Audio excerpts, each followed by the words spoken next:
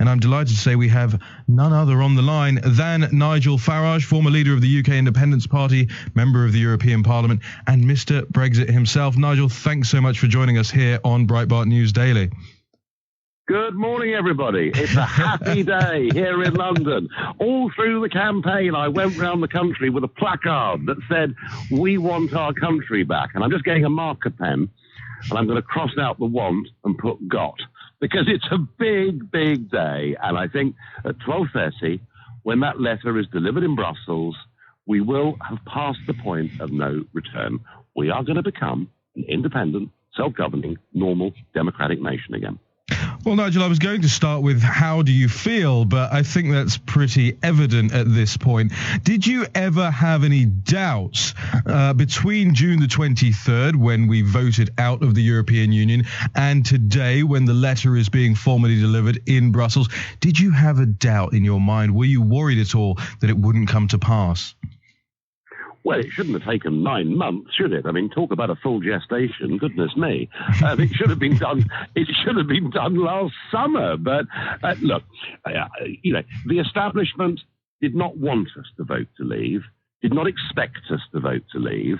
There was no plan B of any kind at all in Westminster or in Downing Street. So, it's taken 9 months. But no, do you know something? 52% of people in this country on that day voted to leave.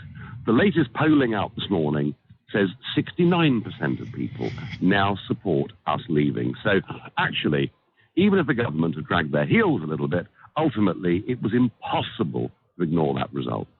Do you think, Nigel, that now the legacy Remainers, the Remain voters, the people who have encouraged the government to ignore the will of the people as expressed on June 23rd, do you think now that they will stop trying to thwart this result? Do you think that besides the key people whose livelihoods depend on that, the top campaigners and stuff, do you think the average activist, grassroots activist out there for the Remain campaign is going to turn around and say, you know what, let's just make a good fist of this now? Well, I think that's happening already. I think out in the country it's happening already, but amongst our political classes and parts of our liberal media class, I don't think they'll ever give up. They've been so used to having things their own way over the last couple of decades. They will bitch and moan for years and years to come, but they will begin to look more and more ridiculous. A lot of our audience are very familiar with this. As you know, we have dedicated a lot of time to Brexit coverage, thanks to, in a large part, the foresight of Stephen K. Bannon in setting up the Breitbart London Bureau and bringing the news of what was going on over there to this American audience. But a lot of our listeners are interested in you as a person and how you did this over the course of several decades. Can you just walk us through, if you can recall to us, how this whole thing began, and whether when you started it, you actually believed you had a chance of achieving what is going on today? I had been a member of the Conservative Party. I supported the Thatcher/Reagan revolution that happened back during the 1980s. It was absolutely necessary that our countries went through those transformations. And it was in 1990 when the United Kingdom joined what was then called the exchange rate mechanism, namely pegging sterling against the Deutschmark, effectively as a precursor to us joining what became the euro. And I thought, I don't get this. I do not understand this. Why do all our political parties support this? Why do the trade union movement support this? Why do the business bosses support this? Why does every newspaper support this? Why does the BBC support this? I thought, I don't support this. And found myself in a very, very small, very isolated position, but determined that, if I could do anything about it, I would. And a couple of years later, the opportunity came where I met some people and we said, well, you know what? We're going to form a new political party. Now, everyone I knew, through family, friends, business, they all thought, I've been smoking something funny. I must be I must be completely off my rocker. But I decided in 1993 to put my name forward for election. There was a by-election to the Westminster Parliament. I thought at the time, you know what? I actually couldn't care less if anyone votes for me. I'm doing this out of principle. I'm doing this because I feel better, but someone's got to make a stand. And frankly, it looked completely and utterly impossible in every way.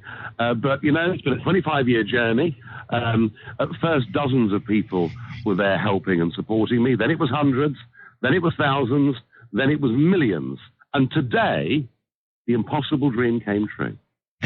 Nigel, just on that note, I still remember when you were turning up with a handful of people outside the Conservative Party conference as a sort of protest and spoiler part of the conference, because the Conservative Party had moved so far away from the principles it was supposed to represent, and you would draw immense crowds, much to the chagrin of conference organisers every year. But it actually wasn't that long ago. How do you think over the last 5, 6, 7 years this situation has changed from Brexit being a complete and utter pipe dream to becoming a reality?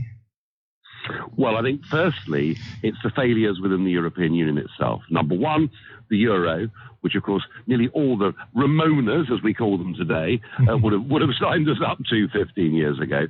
So the failure of the euro, the poverty it's inflicted upon the Mediterranean, made the British people look at it and think, gosh, we had a very lucky escape. Then came the migrant crisis, the huge, disastrous errors of the European Commission President Jean-Claude Juncker, and in particular, the German Chancellor Angela Merkel, saying, please, as many of us want to come can come. And I think the more the British people looked at the European project, the more they saw it mired in failure, mired in very expensive costs, leaving us incapable of controlling our borders. And I think there was a sort of genuine feeling, you know what, we can do better than this.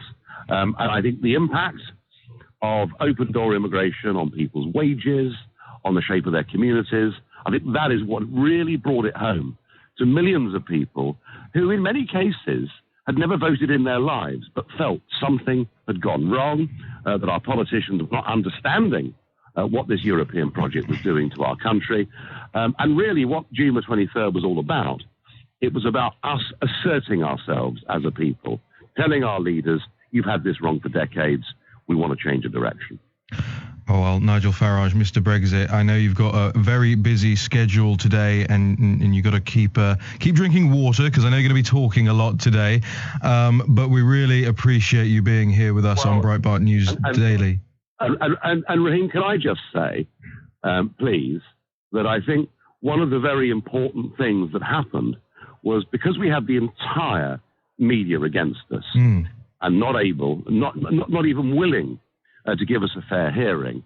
I think when Bannon opened up the Breitbart office in London and began to give the arguments that I was making a fair hearing, and very quickly, as Breitbart does well, started to reach a very, very big audience. I think actually on this great Brexit day, I have to say a personal thank you and tribute to Steve Bannon for having the foresightedness of doing that with Breitbart, and I'm extremely grateful. Well, I think the best 4 words I can think of are the old Drexel Vernon Lambert motto for the both of you: no guts, no glory. And you have Absolutely. both shown over the past few years and decades an amazing commitment to both your respective nations and, of course, each other's. Thank you once again, Nigel Farage. Thank you.